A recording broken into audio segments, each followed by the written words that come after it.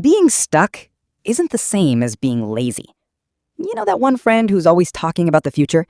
Bro, when my business takes off, I'm buying a Tesla. Once this app blows up, I'm moving to Miami. Big dreams, big plans. Months go by, nothing changes. And here's the uncomfortable part. That friend might actually be you. Not because you don't have potential, not because you don't work hard, but because your brain is quietly rewarding you for a life you haven't lived yet. Every time you vividly imagine succeeding, getting promoted, launching the business, hitting 1 million subscribers, your brain can reward those fantasies with some of the same motivational chemistry that real progress creates.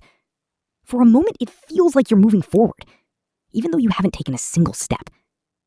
I had a friend in college who wanted to start a clothing brand. He designed the logo, reserved the Instagram handle, filled an entire notebook with ideas. 3 years later, the notebook was still full. The dream never changed. Only the deadline did.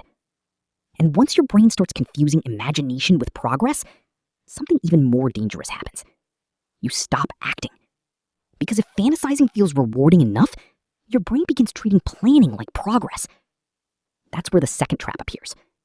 Have you ever spent 3 hours researching the perfect camera, watching reviews, comparing microphones, learning editing software, and then never recorded a single video? That's analysis paralysis. Your brain loves certainty, so it convinces you that you need just a little more information before you begin. But while you're trying to eliminate every possible mistake, something else is happening.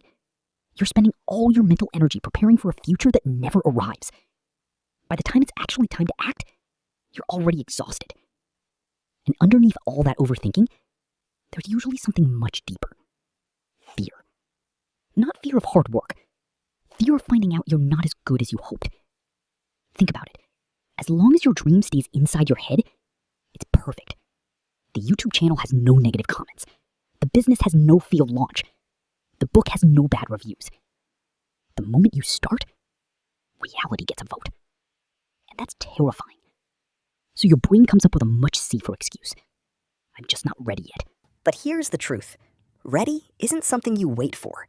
It's something you build. Every creator you admire once uploaded an embarrassing first video. Every entrepreneur made mistakes nobody remembers. Every confident speaker once sounded awkward. Confidence isn't the ticket that lets you begin. It's the reward for beginning. And just when you think you've escaped all these traps, there's one more hiding underneath them all. Your identity. If you've spent years telling yourself, I'm disorganized, I'm not leadership material, I'm just not disciplined, eventually your brain stops questioning those stories. It starts protecting them. Because changing who you believe you are feels more uncomfortable than staying exactly where you are. That's why some incredibly talented people keep shrinking themselves.